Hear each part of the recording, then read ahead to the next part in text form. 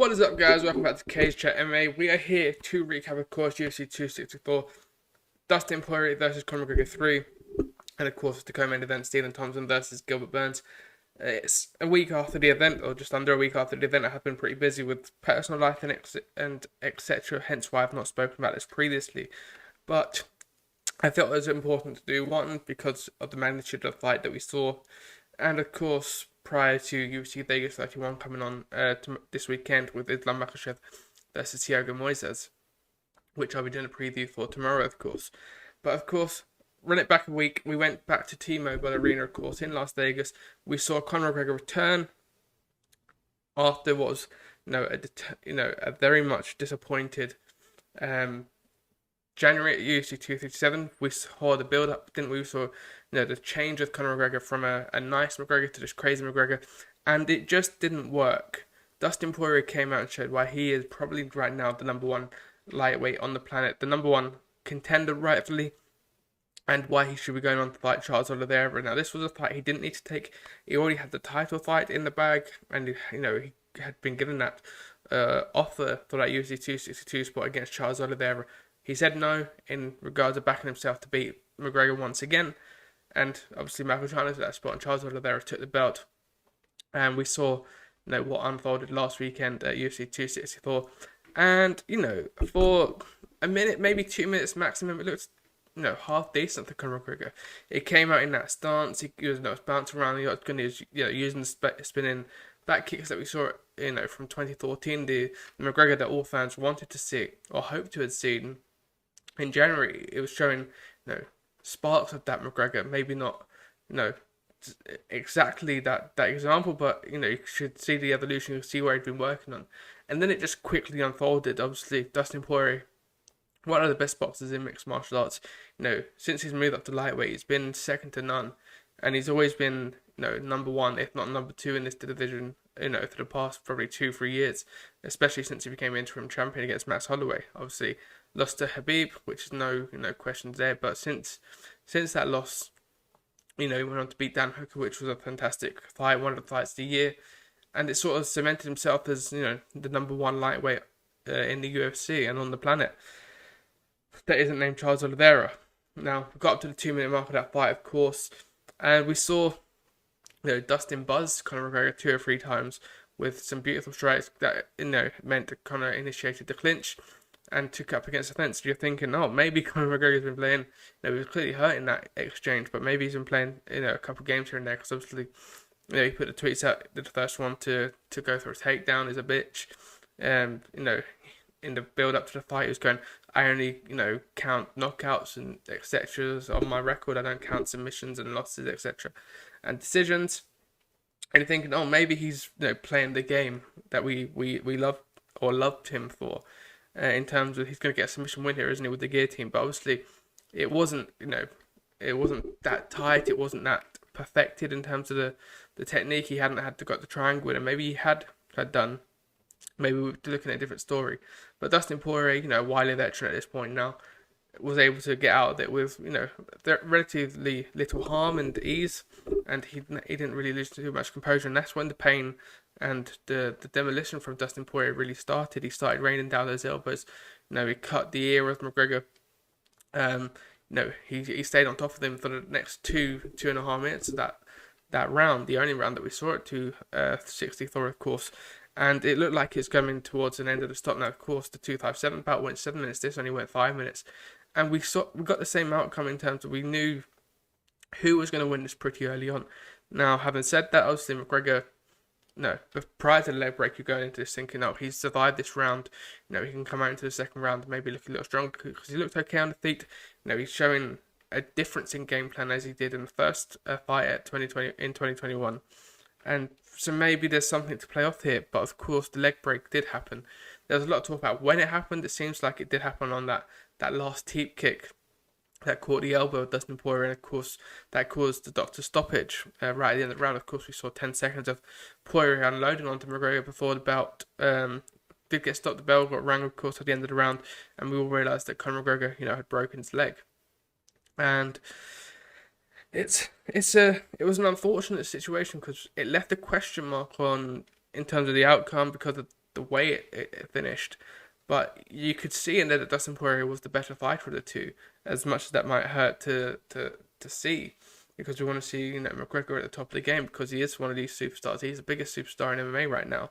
But the fact that Dustin Poirier back to back now has put on quite bad beatings to Conor McGregor. I do think the first one was a worse beating than this one. In my own opinion, I thought 2007 was a more brutal beatdown with those calf kicks and maybe the lack of preparation from McGregor. That's his own fault, that is. But I thought Dustin Poirier looked a bit more ruthless in that fight than he did on Saturday night last week. I thought he looked a bit more methodical on Saturday night at 264. Maybe hence why it got done a little bit quicker. And maybe, there was some bad blood going into this fight. There wasn't an average night for Dustin Poirier. Obviously, back in 2007, there was a much lesser crowd compared to Saturday night, whereas I thought it's fully sold out T-Mobile Arena. So maybe it did take him a couple of seconds, a minute or two to get warmed up into the fight and get his head in the right mode, because we know he's physically and technically one of the best, but sometimes he said it himself, he doesn't like that part. He likes to fight in part, but he doesn't like the build up, he doesn't like the interviews, the media. He just likes getting in there, getting the job done and getting back out. So maybe there's a bit of an element of that in there for him, but once he got going, he never looked like he was gonna unleash and unravel. He always looked like he was gonna win that fight from the minute he got the fight to the floor. Do we want to see a Dustin Conor 4? Is there going to be room for a Dustin Conor 4 in the calendar? Of course, that fight is going to be one that people are going to want to make because of the method of which the fight went with the leg break for Conor. There was not an exclamation mark in terms of had Dustin Poirier gone in there, finished him in that first round, it was a 10-8 round on the scorecards. Had he got that finish, with that ground pound, he would go, okay, we've seen that Dustin Poirier is definitively the better fighter. But now there's a question mark in terms of there's an element of, or an escape there for Conor and his fans to say, right, we could have got it done in the second round. We got to the end of the round, but unfortunately, the leg was incapacitated and I'm not able to continue from the bout. So I do think we see the fight in 12 to 18 months once Conor has recovered, but it's a fight. If you give it to me, I'm going to watch it, of course.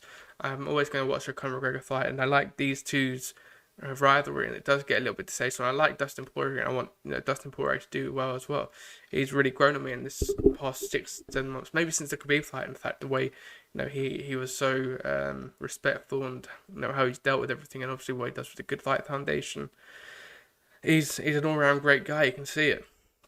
And he could get a good payday with the fourth fight. Obviously, if McGregor wins that, I'm not saying he would, but that would leave it out at 2-2. So do you do a fifth fight? I don't really see where this rivalry ends, and I think maybe we do put a full stop on it on Saturday night and let the two go in separate ways. Now, of course, we know Dustin Poirier is going to be fighting for the title next against Charles Oliveira, but for Conor McGregor, obviously his main concern and main focus right now should be recovering from that broken leg. I do think he makes a full recovery and probably comes back for one more. I'd say more so the Nate Diaz trilogy. I'd like to see that more than a Dustin Poirier 4 fight. But you could also see maybe the likes of Tony Ferguson, if he's still about in 12 to 18 months. And you could see that fight going ahead. You could see Rafael dos Anjos going ahead. There's fights out there that are handy for McGregor and good sellable fights that doesn't need to be Dustin Poirier 4. Likes of Nick Diaz, Jorge Masvidal, you could say at 170. You could see those fights taking place, and those, almost not celebrity belts, but ones that are going to make $1 million, $1.5 million in terms of pay-per-view sales, and are going to be superstar fights, not ones that we're going to see Conor McGregor going through a number one contenders belt or working his way up the rankings. He's now currently 7th and will take a look at rankings, but we're not going to see him face the number 5, the number 4, number 3 to work his way back to the title. I think those days are behind him. But if he wants to compete, I don't think there's any reason why we shouldn't let him compete. He didn't look like he was finished and had to retire on Saturday night. He just looked like someone who was fighting a fighter in terms of Dustin Poirier that was a step ahead of them, a level ahead of them in the game. But who knows? Maybe we'll see. I don't think McGregor is going to have a belt wrapped around his waist, and there's nothing wrong in that. We saw Anderson Silva come back and just be competitive for a long time. we see it with these, greatest of all times. The chapter comes where they're on the back of the end of their career, where they're not fighting for titles, but they're still giving fans excellent memories, excellent fights. And anytime he puts his name out there to fight, he's going to sell out an arena, whether it's the T-Mobile Arena, Abu Dhabi, Ireland. Of course, he needs to fight in Dublin in his hometown, the Allegiant Stadium. He was talking about fighting there had he won on Saturday night. He's got the abundance of choices where he wants to fight, and be able to sell out any arena he steps into with pretty much any competitor that he faces. But to have a look at the core statistics of the fight, 36 strikes there, all of them significant for Dustin Poirier, 43 out of 54 for McGregor, 27 of them significant, but obviously a lot of those 36 from Poirier was on the ground, where he had a lot of octagon control time, 2.5 minutes, 3 minutes of octagon control time, and of course it was given a TKO by doctor stoppage at the end of the round in favour of Dustin Poirier, and rightfully so. But yeah, it was a good scrap for me. I never liked seeing Conor losing, but this was the first time I came into this fight, or I came into a Conor fight, not in that Conor train, in that that build up. With the Mayweather fight, you almost wanted Conor McGregor to win. You bought into the story, the hype, the media in terms of what he was saying. You bought into it. This time, we was coming to a Conor McGregor that we'd seen being knocked out for the first time, finished for the first time, and it was hard to gauge just where he was at and what he's going to do. And it came when it looked better than he did at 257. Had he looked worse, I think there would have been tales about why that was the end. But I don't think it looked worse than 257 personally. I just think Dustin Poirier is an extremely talented fighter, and he deserves a lot more respect. And Conor McGregor is going to get a lot of hatred and a lot of dislike. Sometimes it's warranted with what he says online. I didn't duly like what he was saying all the time, and I thought he felt very inauthentic and very aggressive and very angry with what he's saying. It wasn't the charismatic, witty Conor McGregor we're used to. It was someone who was very angry, very bitter.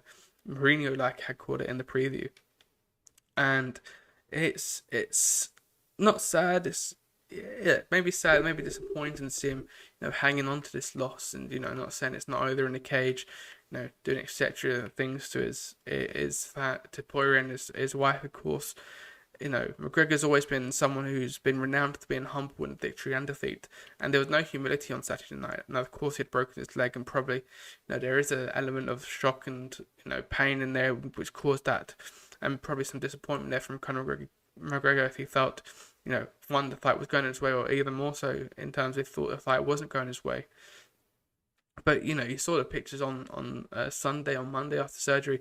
He doesn't look like someone who took a lot of damage. He looks like someone who's had an unfortunate incident in the fight. So you could see it from both point of views, that Conor McGregor probably sees it, that he was, in his words, boxing the bleeding head off him, and Dustin Poirier, was absolutely dominating the fight. You can see it from both hands. I would edge towards Dustin Poirier personally, but yeah, we might have to run this one back. Dana White said you can't let the chapter close like that.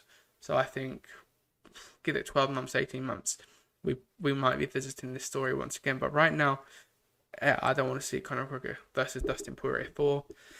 I want to see Dustin Poirier versus Charles Oliveira, and I want to see Conor McGregor probably versus Nate Diaz or Tony Ferguson. Those would be my two top picks. Close out that trilogy, or see a new chapter which should have started and been closed. Back in 2018, the McNuggets called out there from Tony Ferguson. Those had back and forth in that sort of triangle with Khabib as well. So there's stories to be told, and I think there's fights to be seen that doesn't require Conor McGregor having to step out once again against Dustin Poirier.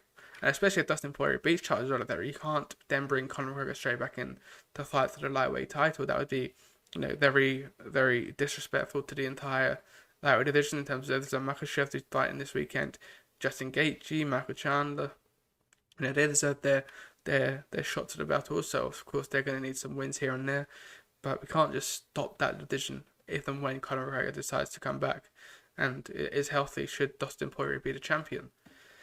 Now, someone who might have just lost their opportunity to become a champion, of course, as well, is Stephen Wonderboy Thompson. Stephen Wonderboy Thompson lost to Gilbert Burns. Obviously, Gilbert Burns was coming into this, so this first fight off the back of that knockout loss or TKO loss against Kamaru Usman at 258, of course. And Gilbert Burns looked fantastic. Now, Stephen Wonderboy Thompson is someone who's very technical, very regimented in his performances. He's someone who's very in and out all the time. He's very precise with his striking. And Gilbert Burns came with a fantastic game plan. He nullified that point scoring method that Thompson uses, and he got the fight to the ground on multiple occasions. And once it was to the ground, Stephen Wonderboy offered very little in terms of getting back up, or he's not going to take a submission off the back. He's not going to strikes off the back. He's someone who wants to get back to his feet almost immediately. And a lot of them were up against the cages where he was just quite unable to really get his feet back beneath him and get up on up against the cage again and get striking once again. And I was impressed by what Gilbert Burns done. You can say it was a boring bout and this and that, and Stephen Wonderboy's a boring fighter. I think he's a very well-rounded fighter, a very specialized fighter, but he needs to be respected more in terms of what he brings to the sport and what he brings to the game, especially at 38 years of age. He doesn't look like he's winding down too much, but he may have just lost his final chance at becoming a champion, a welterweight champion, because obviously he's the only one who's not yet fought Kamaru Usman in the top 5, but of course he just lost to the previous number 1 contender. Now, in terms of fights, so we've got Chiesa versus Vicente Luque. If Chiesa wins, you could probably put Chiesa up against Stephen Wonderboy Thompson, or equally, you could probably see Leon Edwards as Wonderboy champion. It would be unlikely he's going to fight for the title. Now, Leon Edwards could be fighting Masvidal. You could even make Wonderboy Masvidal too, because obviously Wonderboy does have a win over Masvidal. But it looks like Kobe Covington will begin that shot against Kamaru Usman. Gilbert Burns is going to be obviously, he's one win away from that title shot. He probably needs to fight maybe a Leon Edwards or a Jorge Masvidal himself. Obviously Leon Edwards would be the chosen one just because he's on that, incredibly well-rounded win streak. 9 wins now.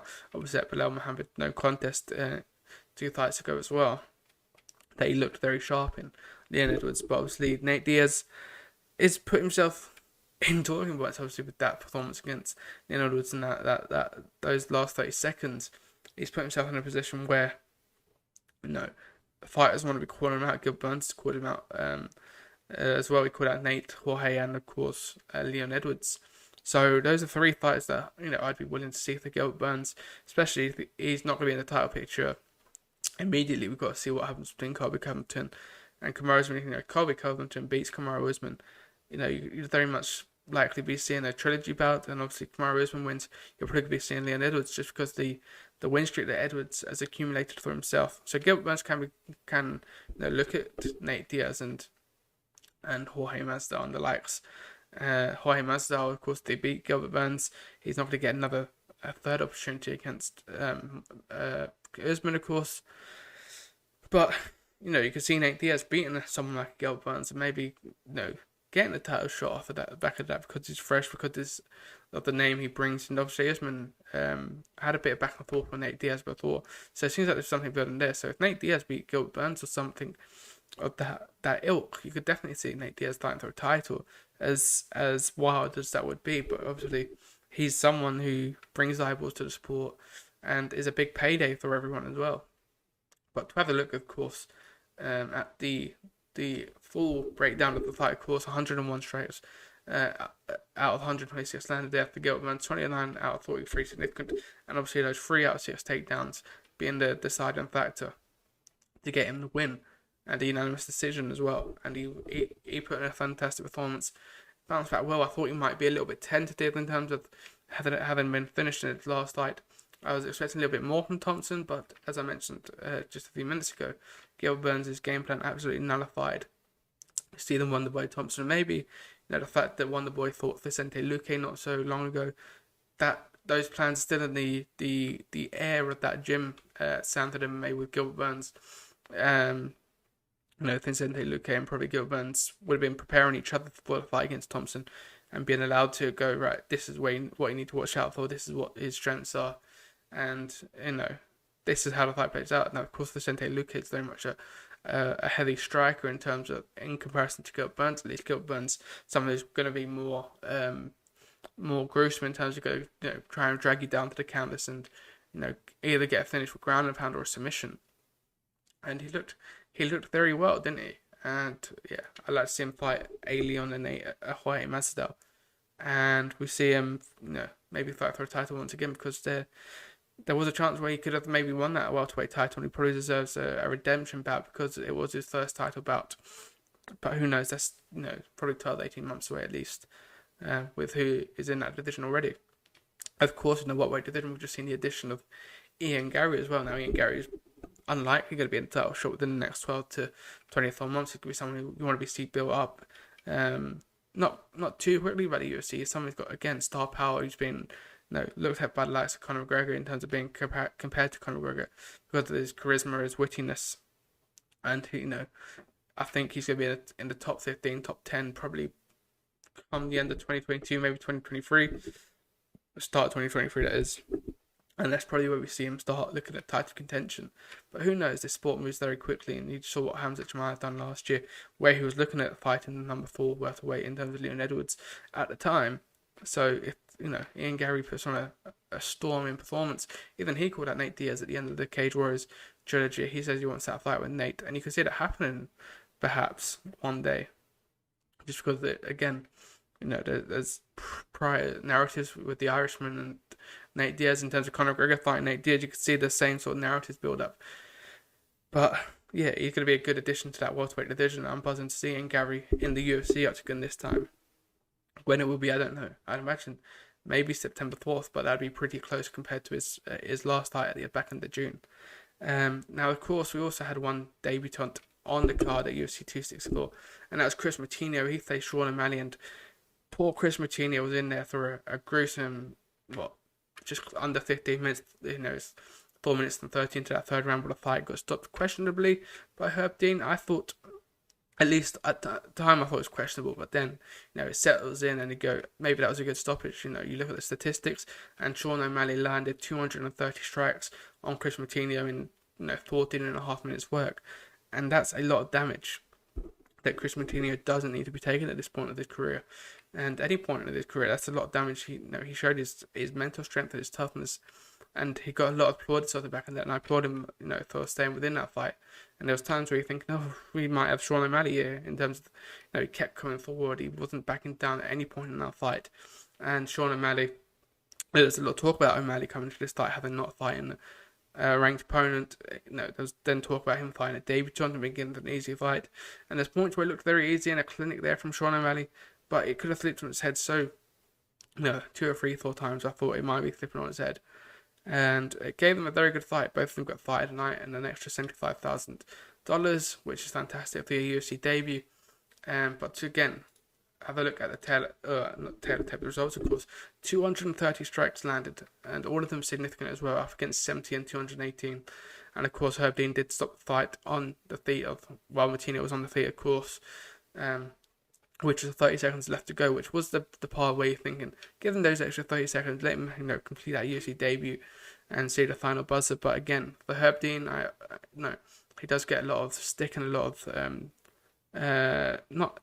of dislike in some of his decisions of what he makes and what he calls in the octagon. But I thought he called it right, 5 minutes after it had all settled down, and once I'd seen just how many strikes that O'Malley had landed on Moutinho. It's almost a little like another day, similar to how Gaethje and Ferguson went. Ferguson wasn't out of that fight. He wasn't out cold. It was a referee stepping in, haven't seen enough, and Tony Ferguson going out on his, being too tough to go out on his shield. And we saw the same from Chris Moutinho last weekend. Now for Sean O'Malley, there was a lot of call-outs. He called out Petr Yan, Cody Garbrandt, and Dominic Cruz. Now, personally, for me, the Dominic Cruz fight is the one to make. Dominic Cruz is looking up at that rankings as well. He wants to be fighting up. Of course, everyone wants to be fighting up and do get that title shot. Petr Yan, you can't be calling that because he's going to be fighting Aljamain Sterling. Once Sterling's back for that title. Cody Garbrandt's just lost to Rob Fontaine. Might be looking at a fight at flyweight by the looks of things with Kai Kara France. But Cody Garbrandt, it would be a great fight, great scrap. But I do think that Dominic Cruz one, he's a former champion, he's a big name, beat Casey Kenny not so long ago. Looked okay beating Casey Kenny as well. But that's the fight I'd like to see. Personally, I'd like to see Dominic Cruz versus Sean O'Malley. It's a ranked opponent. It's a good, fun fight. And it's a good test for Sean O'Malley as well, because Dominic Cruz does come in with that style and that stance and that footwork that gets him a lot of plaudits, and would be, again, a good test, in my opinion, for someone like Sean O'Malley, who, again, has some good footwork. He's dribbling a basketball and imaginary basketball around the octagon on Saturday night. And he's, he has got the capabilities to get fantastic knockouts. You saw the one against Eddie Wineland. And if he did something like that against Dominic Cruz, it'd propel him even further, and he'd be in that top 11, top 10 of that bantamweight division.